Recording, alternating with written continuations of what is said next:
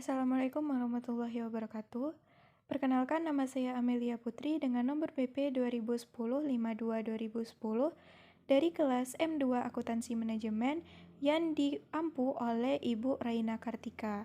Baiklah, di sini saya akan menjelaskan tentang tactical decision making. Jadi di dalam tactical decision making ini terdapat beberapa keputusan, yang diantaranya pertama ada make or buy, atau dalam bahasa Indonesianya membuat atau membeli. Yang kedua, keep or drop decision, jadi itu merupakan keputusan apakah sebuah produk itu tetap diproduksi atau memberhentikan produk tersebut.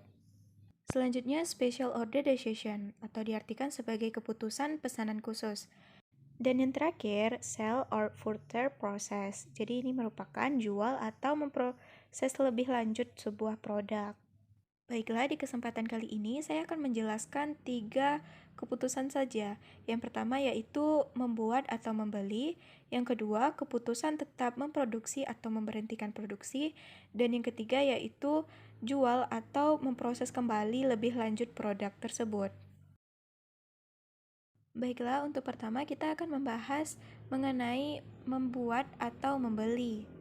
Untuk lebih lanjutnya, saya telah menyediakan contoh soal yang akan sama-sama kita bahas. Pada kasus pertama ini, perusahaan Amel saat ini memproduksi kebab frozen food. Setiap tahunnya, perusahaan Amel harus memproduksi 9.000 kebab, tetapi perusahaan Amel diberi penawaran oleh pemasok untuk membuatkan tortilla sesuai dengan kualitas yang diinginkan oleh perusahaan Amel dengan harga 4.000 per unitnya. Apabila perusahaan Amel ingin memproduksi tortillanya sendiri, akan terdapat beberapa biaya. Yang pertama ada biaya peralatan yang bila diakumulasikan dalam per unitnya seharga 700. Dalam materi langsung, biaya yang dikenakan dalam per unitnya seharga 1.500. Tenaga kerja langsung seharga 800 per unit. Variabel overhead seharga 500 dan biaya overhead tetap umum seharga 500 per unit. Jadi setelah kita membaca soal, kita tahu nih apa sebenarnya yang dipertanyakan oleh perusahaan Amel. Jadi perusahaan Amel ini bingung harus membuat atau membeli tortillanya. Jadi, untuk mengambil keputusan apakah perusahaan Amel harus membeli atau membuat, terdapat beberapa langkah nih. Yang pertama, kenali dan tentukan masalahnya. Jadi, setelah kita baca soal tadi, dapat kita analisis masalah yang dihadapi oleh perusahaan Amel, yaitu keputusan alternatif mana sih yang memiliki jumlah biaya yang lebih kecil sehingga laba yang akan didapati oleh perusahaan Amel ini optimum. Jadi, setelah mengetahui masalahnya, tentunya kita harus mencari alternatif untuk keputusan yang akan diambil. Jadi, yang seperti kita tahu bahwa perusahaan Amel ini hanya memiliki 2 alternatif, yaitu membuat sendiri tortillanya atau membeli kepada pemasok tortilla yang sudah jadi. Langkah selanjutnya yaitu mengidentifikasi biaya dan manfaat yang terkait dengan setiap alternatif yang ada. Nah, jadi ini adalah tabel untuk total biaya sebanyak 9.000 unit. Jadi kita harus mengetahui nih, bagaimana sih cara kita mendapat total biaya untuk peralatan. Jadi perhitungannya seperti ini, berapa harga satuannya dikalikan dengan jumlah unit yang akan diproduksi. Dikarenakan biaya peralatan, satuan biayanya sebesar 700, kita kalikan nih dengan berapa unit yang akan diproduksi. Kita ketahui bahwa unit yang diproduksi sebanyak 9.000. Setelah kita kaliin, dapat total biaya untuk peralatan sendiri sebesar 6.300.000. Begitupun dengan biaya-biaya lainnya. Berapa biaya satuan dikali dengan berapa jumlah unit yang akan diproduksi. Sehingga setelah kita mengetahui nih total biaya per semua biaya yang ada, kita tahu berapa totalnya. Total yang kita dapati di soal ini sebanyak 40.500.000 atau dalam satuan biayanya dalam per unit itu sebesar 4.500. Lalu untuk langkah keempat yaitu Jumlahkan biaya dan manfaat yang relevan untuk setiap alternatif. Jadi kita telah mengetahui terdapat dua alternatif, yaitu membuat atau membeli. Selanjutnya kita harus tahu nih, apa saja sih biaya-biaya yang relevan itu di dalam kasus ini. Untuk lebih mengingatnya, saya akan menjelaskan terlebih dahulu bahwa biaya relevan ini contohnya seperti depresiasi dan overhead tetap umum. Itu merupakan biaya yang tidak relevan sehingga perusahaan tersebut tidak memperhitungkan biaya tersebut dalam perbandingan antara alternatif membuat atau membeli. Lalu apa saja sih sebenarnya biaya-biaya yang relevan? Jadi, yang seperti sudah kita lihat bersama di dalam slide ini, ada biaya peralatan, material langsung, tenaga kerja langsung, variabel overhead, biaya pembelian, dan itu merupakan biaya yang relevan. Lalu setelah mengetahui mana yang biaya relevan, kita harus bisa nih mengklasifikasikan mana biaya untuk alternatif membuat dan mana biaya untuk alternatif membeli. Seperti yang ada di dalam slide, dalam alternatif membuat ada beberapa biaya. Yang pertama ada peralatan, material langsung, tenaga kerja langsung, dan variabel overhead. Sedangkan untuk alternatif membeli tidak ada biaya peralatan dan teman-teman lainnya, hanya biaya pembelian untuk alternatif membeli. Nah, setelah dilakukan pengecekan kembali, ternyata perusahaan Amel ini hanya memiliki bahan baku yang cukup untuk 7.000 unit. Sehingga biaya untuk material langsung akan terpengaruh nih. Dari yang awal biayanya sebesar 13.500.000, jadinya 10.500.000. Loh, kenapa bisa dapat 10.500.000?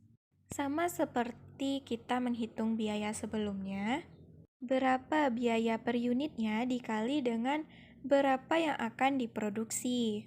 1.500 dikali dengan 7.000, hasilnya 10.500.000. Nah, setelah kita mengakumulasikan biaya untuk setiap alternatif yang ada, maka kita akan mengetahui nih, berapa sih beda biayanya. Jadi selisih biayanya terdapat 7.500.000, di mana alternatif membuat biayanya lebih kecil daripada alternatif membeli. Sehingga untuk saat ini keputusan yang sebaiknya dipilih yaitu membuat tortillanya sendiri. Nah, langkah selanjutnya kita harus mempertimbangkan faktor kualitatifnya. Tetapi ternyata di dalam kasus ini tidak ada perbandingan antara kualitas membeli atau membuat. Ini dikarenakan apabila membeli, perusahaan pemasok bisa memastikan kualitasnya sama dengan yang diinginkan oleh perusahaan Amel, sehingga tidak perlu pertimbangan. Selanjutnya, langkah terakhir yaitu membuat keputusan. Nah, setelah kita tahu nih, ternyata perusahaan Amel sebaiknya membuat tortillanya sendiri dibandingkan dengan membeli karena biaya membuatnya lebih murah daripada membeli. Baik, masuk kita ke keputusan yang kedua, yaitu keep or drop decision. Jadi bagaimana pula sih sebenarnya keep or drop decision ini? Nah, untuk lebih jelasnya, saya juga sudah menyediakan contoh soal. PT Amelia memproduksi 3 produk, yaitu sosis, nugget, dan beef burger. Jadi, sudah ada laporan laba rugi yang telah disiapkan oleh PT Amelia. Terdapat biaya-biaya per produknya seperti pendapatan penjualan, biaya variabel, biaya tetap langsung berupa periklanan, gaji, depresiasi, dan pengeluaran tetap perusahaan. Nah, untuk mengetahui produk mana yang menyebabkan PT Lia mengalami kerugian, kita harus mengakumulasi dulu nih biaya-biaya yang ada. Seperti yang terlihat pada slide, adanya margin kontribusi. Margin kontribusi ini didapatkan dari pendapatan penjualan dikurang dengan biaya variabel. Jadi kita harus menghitung berapa margin kontribusinya setiap produk tersebut. Nah, selanjutnya kita harus tahu nih berapa sih margin segmennya. Jadi, untuk menghitung margin segmen, Margin kontribusi dikurang dengan biaya tetap langsung. Karena di sini ada terdapat beberapa biaya tetap langsung, kita harus mentotalkan dulu biaya tetap langsung agar mempermudah kita dalam perhitungan. Selanjutnya, perhitungan pendapatan operasional atau apakah produk tersebut dapat menyebabkan perusahaan rugi atau laba. Di mana untuk mendapatkan pendapatan operasi ini, kita harus mengurangi nih margin segmennya dikurang dengan pengeluaran tetap umum. Sehingga dapat kita lihat pada tabel, ternyata untuk produk nugget mengalami kerugian sebanyak 1.600.000. Jadi kita harus memutuskan apakah produk nugget ini harus kita hentikan atau tetap kita lanjut produksinya. Jadi, untuk memutuskan apakah perusahaan tersebut harus memberhentikan produk tersebut atau malah tetap melanjutkan produk tersebut, tentunya kita harus mengetahui biaya-biaya relevannya agar bisa untuk dihitung. Jadi, apa-apa saja sih biaya relevan dalam kasus ini? Jadi, yang pertama itu ada penjualan, ada biaya variabel, ada margin kontribusi, ada iklan, biaya pengawasan, atau ini disebut dengan gaji ya biasanya. Sehingga kita tahu nih berapa total apabila kita tetap memilih alternatif tersebut. Apakah itu ruginya banyak atau sedikit atau bagaimana. Nah, pada kasus ini kita ketahui bahwa apabila kita memilih alternatif tetap melakukan produksi, maka kita akan mengalami kerugian sebesar 500.000. Sedangkan apabila kita memilih alternatif untuk berhenti memproduksi, kita tidak akan mengalami kerugian atau kita juga tidak mengalami laba atau keuntungan. Sehingga dikarenakan setiap perusahaan tidak ingin mengalami kerugian, tentunya alternatif yang bisa dipilih yaitu memberhentikan produksi tersebut agar PT Lia tidak mengalami kerugian.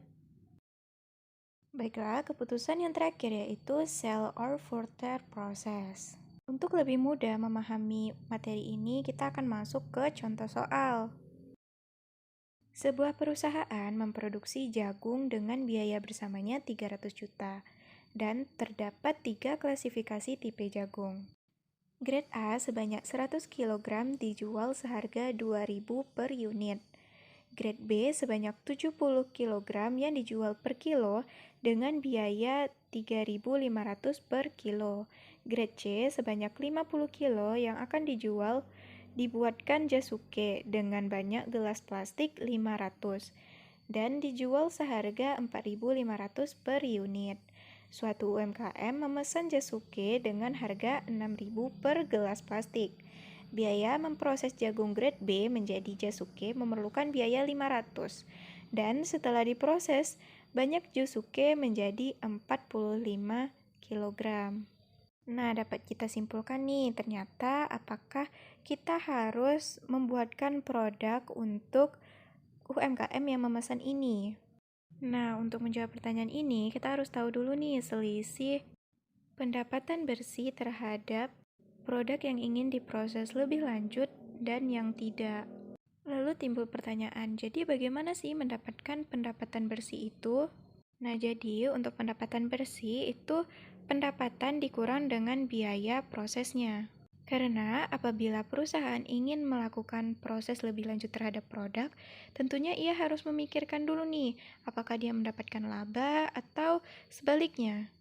Pertama, kita harus menentukan nih berapa pendapatan yang diproses lebih lanjut. Ini didapat dari berapa harga per unit yang akan dibeli oleh konsumen dikali dengan berapa banyaknya perusahaan dapat memproses lebih lanjut produk tersebut. Dalam kasus ini, UMKM membeli jasuke per unitnya seharga 6.000 dikali dengan berapa yang disiapkan oleh perusahaan, yaitu sebanyak 45 kilo, sehingga totalnya menjadi 270.000. Nah, tentunya sebuah perusahaan apabila melakukan proses tindak lanjut terhadap produk, tentunya ada biaya dalam proses tersebut. Lalu bagaimana sih kita mengetahui biaya prosesnya? Biasanya perusahaan telah menetapkan biaya proses sebuah unit. Di kasus ini telah diketahui bahwa biaya proses dalam pembuatan jasuke memerlukan 500.000. Lalu kita kali ini berapa sih banyaknya produk B yang bisa dijadiin jasuke? Ternyata di kasus ini terdapat 70 kilo sehingga hasilnya 37.500 untuk biaya proses. Nah, jadi pendapatan bersih dilakukannya proses lebih lanjut ini sebanyak 232.500.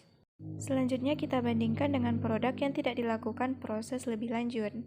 Dikarenakan produk tersebut per kilonya dihargai 3.500 dan banyaknya sebanyak 75 kilo, maka kita kaliin aja, sehingga pendapatannya sebesar 245, dan dia tidak memerlukan biaya proses karena tidak dilakukan proses lebih lanjut. Sehingga selisih dari produk yang dilakukan proses lebih lanjut dengan tidak dapat kita lihat bersama bahwa apabila melakukan proses lebih lanjut, pendapatan bersihnya lebih kecil dibandingkan dengan produk yang tidak dilakukan proses lebih lanjut, sehingga perusahaan bisa menolak permintaan dari UMKM tersebut. Baiklah, sekian penjelasan saya mengenai beberapa keputusan dalam tactical decision making. Semoga bermanfaat bagi kita semua. Akhir kata, wabillahi taufiq wal hidayah. Wassalamualaikum warahmatullahi wabarakatuh.